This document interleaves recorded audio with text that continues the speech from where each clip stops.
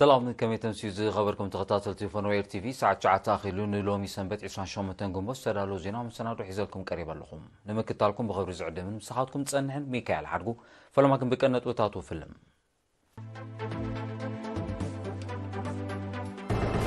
بايتو زواغاش باركا سافويان لمعات بالسفي حزباو سوطافي بزبط تيمان بالعسرة مدوباغي أكانيو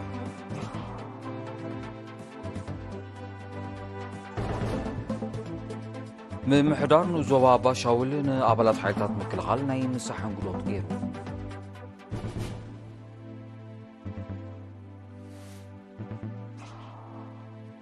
أبي نزوبا حقاس أكاديمياوي بحلاون سبورتاون قنابة تمرتي تزازيمو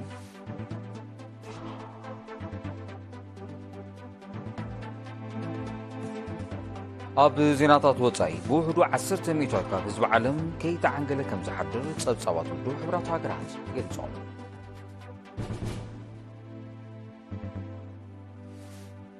هاجرات معراب اب قداي يوكرين بحاوي صاوتا كم زلوا منستر قدات وصاي روسيا حبيرو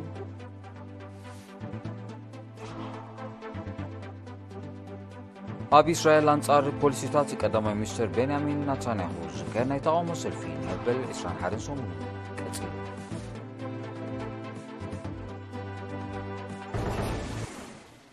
زرزر زينا بايتو زوباغاش باركا سافويان المعاد بالسفي حزبه وسوطافي اب تحت زبلتي ما لوم 28 جنبوت مبل 20 مدوباغيبو اب كتما بارونتو هاقانيوم ابومبر بايتو اتو عثمان محمد علي اب زهابو مغلصي من نبابرو زسفح اكل حبرتسب اب حرشان مغواسن سلازمركوس اب قدم مدلوات وقت محرس عتوب طمته كغبر سيميناوي كفالتو زوبا زبزح غزي اخول زناب سلازيركب قولحتا كوابو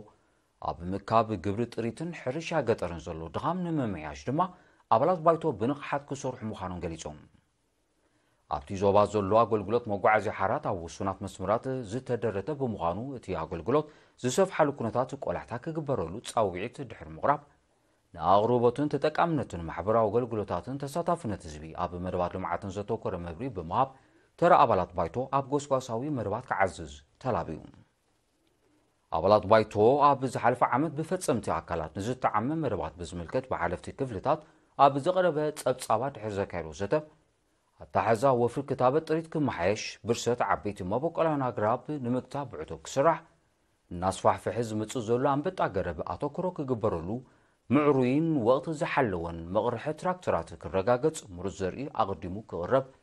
قبر أبايتن تكالاتن أبجيجيو كيكب فقار مشيطا عنصيتن لخان وطيتون أتاحزو كنتصر زبلن كالن ريتوتاتن حساباتن أغريبهم أما حدار زوباغاش باركان بصدر محمود على الحرية بزهابو مزازم قال بابلات بايتو زقربا حسابات نتقبار مربات لمعات هاقداس مخانو بمتقاس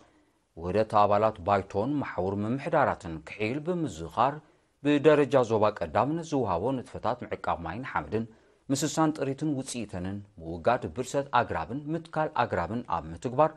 ترى آبالات بايتو وسان كم زخونه آنت سيرون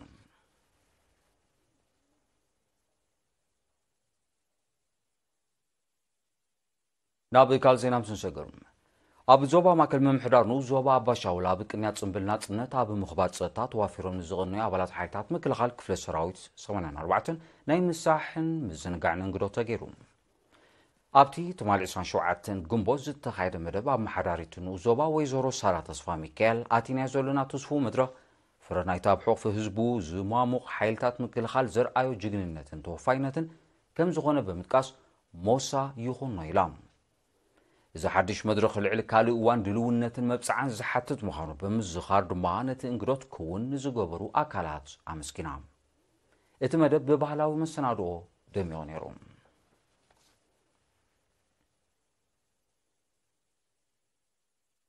أبشعين 1995 زيتا مسرتة حداريت بيت تمرتا قررت أب حبرة السب زلو قاق تساقاتاتن زرقحت كالاتن تمرتي بمصباب أب مسرح ممهار مستمهارن العلا بركتو تقبر علام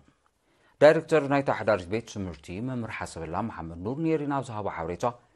سالا نغح تحري ممهارانن ولدن تساتافن التمهارو بحفشا نايدكان شدما بفلاي نعابي متسكم زولو قليتهم ممر حسب الله صعيبو حدارت بيت سمرتا أغردت بزيكاتي كابنو زواتات منصورة أغردت دقة لعليقاش موغولو ሞልቁን ሻምቡቆን ናይ ማእከላይን ካልኣይን ደረጃ ትምህርቶም ንምቕጻል ዝመጹ ተምሃሮ ናይ መባታት ትምህርቲ ዝከታተሉ ጽሙማን ተቐቢላ ኣገልግሎት ከምትህብ ብምሕባር ኣብ ዝሓለፈ ዓመት መጠን ምሕላፍ ኣብ ማእከላይ ደረጃ 94 ሚእታዊት ከም ዝነበረ ኣረዲዩ መምህር ሓሰበላ ኣብ መወዳእታ ተሳታፍነት ደቂ ኣንስትዮ ጽቡቕ ገስጋስ የርእዩ እኳ እንተሎ ቀጻልነት ንክህልዎ ዕቱብ ጻዕሪ ከም ዝሓትት ብምጥቃስ ኣብ ምጅማር ትምህርቲ ዝረአ ምድንጓያት ምግዛእ ተራ ሕብረተሰብን ኣመሓደርቲ ከባብን ክብክብል ጸዊዑ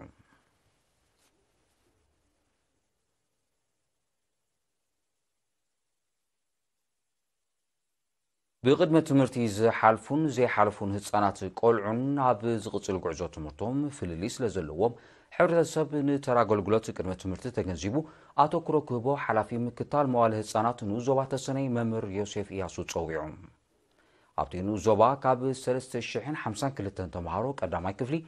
እቶም 557 ማለት 18 ሚእታዊ ጥራይ ብመዋዕለ ህፃናት ከም ዝሓለፉ ዝሓበረ መምህር ዮሴፍ እዚ ኣዝዩ ውሑድ ስለ ዝኾነ ወለዲ ህፃናት ደቆም ድልዱል መሰረት ትምህርቲ ሒዞም ብቑዓትን ተወዳደርትን ንክኾኑ ኣብቲ ግቡእ ዕድሜኦም መዋዕለ ህፃናት ከእትዎም ዝምልከቶም ኣካላት ድማ ብዕቱብ ክሰርሕሉ ተላቢዩ መምህር ዮሴፍ ኣስዒቡ ኩለን ኣብ ኣገልግሎት ቅድመ ትምህርቲ ዝነጥፋ ትካላት ንህፃናት ዝበቅዕ ፅሬቱን ውሕስነቱን ዝተረጋገፀ ኣገልግሎት ክህባ ኣተሓሳሲቡ ዳይሬክተራት መዋዕለ ህፃናት ንኤሪና ብዝሃቦ ሓበሬታ ቅድመ ትምህርቲ ብዙሕ ረብሓታት ኣብ ርእሲ ምህላው ህፃናት ምስ ሰባት ናይ ምብሃል ትብዓት ንኸማዕብሉን ሕውስ ባህሪ ንኸጥርዩን ኣዝዩ ሓጋዚ ከም ዝኾነ ገሊፀን ኣብ ንኡስ ዞባ ተሰነይ 4 ብውልቂ 4 ኸ ብመንግስቲ ዝውነና 8 ትካላት ቅድመ ትምህርቲ ኣለዋ ኣብ ንኡስ ዞባ ሓጋዝ ካብ 20 ግንቦት ክካየድ ዝቕነየ ባህላውን ስፖርታውን ንቅናቤተ ትምህርቲ ብ24 ግንቦት ተዛዚሙ እዚ ብደረጃ ንኡስ ዞባ ሓጋዝ ተወዲቡ ኣብ ከተማ ሓጋዝ ዝተኻየደ ቅነ ካብ ኩለን መምሕዳራት ከባቢ ዝተወከሉ 740 ተምሃሮ ዝተሳትፎ ክኸውን ከሎ ባህላዊ ስፖርታውን ስነ-ጥበባዊ መሰናዶታት ከምኡውን ውድድር ሓፈሻዊ ፍልጠት ዘጠቓለለ ነይሩ ሓላፊ ኣገልግሎት ትምህርቲ ኣብ ንኡስ ዞባ ሓጋዝ መምህር ኢድሪስ ዓብዱ ኣብ ዘስምዑ ቃል ኣካል ናይቲ ብቕዓትን ዝምባልን ተምሃሮ ብምሕያል ብኹልንትንኦም በላሕትን ተወዳደርትን መንእስያት ምፍራይ ዝካየድ ጻዕሪ ከም ዝኾነ ብምጥቃስ ተምሃሮ ንዘርኣይዎ ተሳታፍነትን ናይ ምውድዳር መንፈስን ሞጊሶም ኣካይዲ ስራሕ መምሕዳር ንኡስ ዞባ ሓጋዝ ኣቶ ተኽለ ሃይማኖት ሙሳኤል ቦግኑ ንኣገዳስነት ናይቲ ቅነን ኣብኡ ዝቕርብ ትሕዝቶን ብምጥቃስ ስሉሳዊ ዝምድናታት ብምሕያል በላሕቲ መንእስያት ምፍራይ ብውህደት ክስራሕ ኣዘኻኺሮም ኣብ መዛዘመ ናይቲ ቅነ ኣብቲ ብመልክዕ ውድድር ዝተዳለወ መሰናዶታት ብውልቅን ብቤት ትምህርትን ዝተዓወቱ ሽልማት ተዓዲሎም ኣብ ንኡስ ዞባ ሓጋዝ ልዕሊ 12,000 ተምሃሮን 500 መምሃራን ዝሓቆፈ ካብ መዋዕለ ህፃናት ክሳብ ካልኣይ ደረጃ ዝተዘርግሓ 37 ትካላት ትምህርቲ ኣለዋ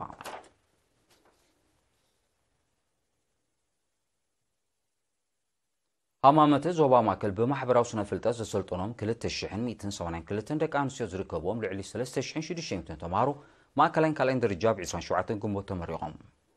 ኣብቲ ሓላፊ ውድባዊ ጉዳያት ትግደፍ ኣቶ ዩሱፍ ሳይቕን ዕድመ ዝተገብረሎም ሰበስልጣንን ዝተረኽብሉ ስነ ስርዓት ሓላፊ ሃማመተ ዞባ ማእከል ኣቶ ሳምሶን ክፍለ ኣብ ዘስምዑ ቃል ማሕበር ባህላዊ ቁጠባዊ ታሪኻውን ማሕበራዊ ንቕሓት መንእስያት ንምብራኽ ምስ ኩሎም ኣካላት መንግስትን ግንባርን ተዋሂዱ ይሰርሕ ከም ዘሎ ሓቢሮም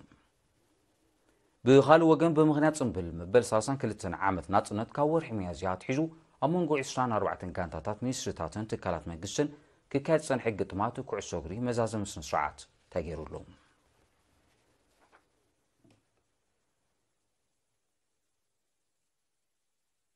ዝስዕብ ዜናታት ወጻኢ ንምክትታልኩም ክትቅጽሉ ደጊመ ብኽብሪ ዕድም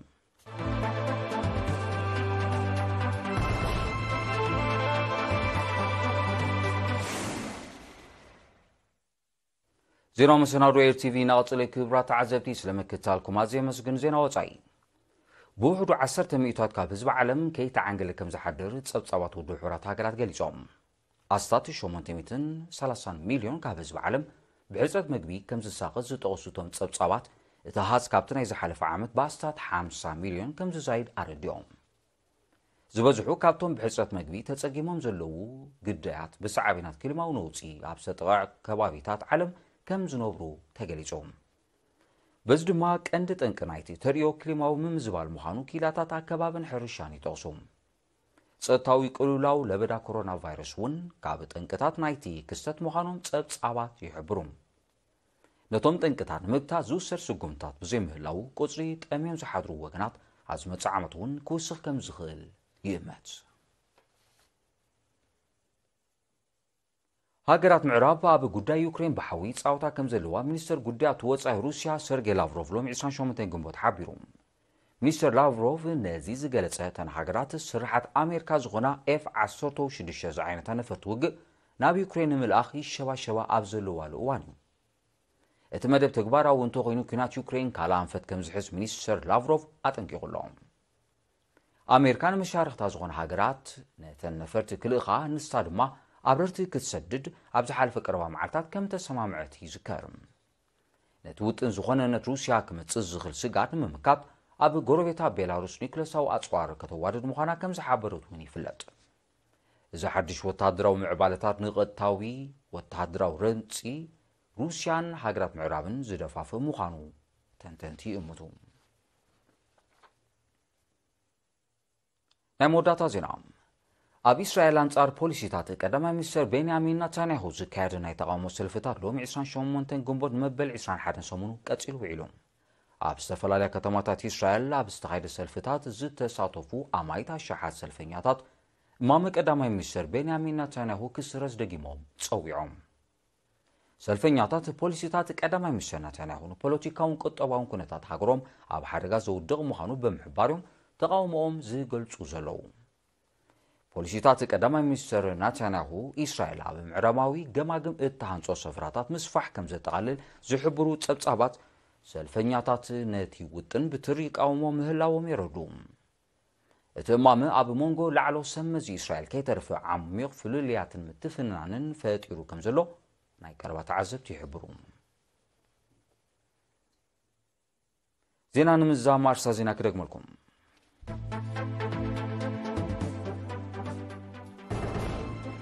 ባይቶ ዞባ ጋሽባርካ ሳቮያን ልምዓት ብሰፊሕ ህዝባዊ ሱታፌ ብዝብል ቴማ መበል 20 ምድብ ኣኺቡ ኣቃኒዑ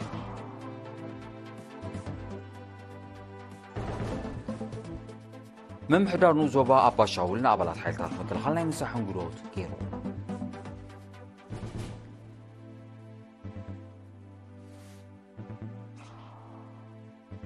ኣብ ዞባ ሓጋዝ ኣካደማዊ ባህላውን ስፖርታውን ቅናቤተ ትምህርቲ ተዛዚሙ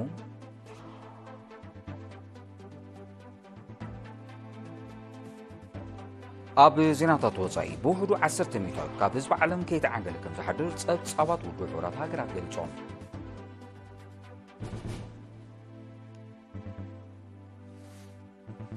ሃገራት ምዕራብ ኣብ ጉዳይ ዩክሬን ብሓዊ ጻውታ ከም ዘለዋ ሚኒስተር ጉዳያት ወጻኢ ሩስያ ሓቢሩ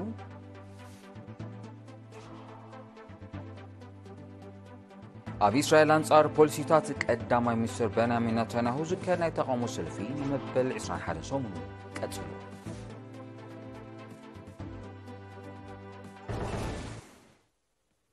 ዝኸበርኩም ተዓዘብቲ ንሎሚ ምሸት ዝተዳሎ ዜና መሰናዶ ኣብዚ ፍጸም ስለምክትታልኩም ኣዝየ ምስክን ስዒባት ተቐደዱ መደብ ውድድር ታሪኻዊ ፍልጠት ጉያ ሰላም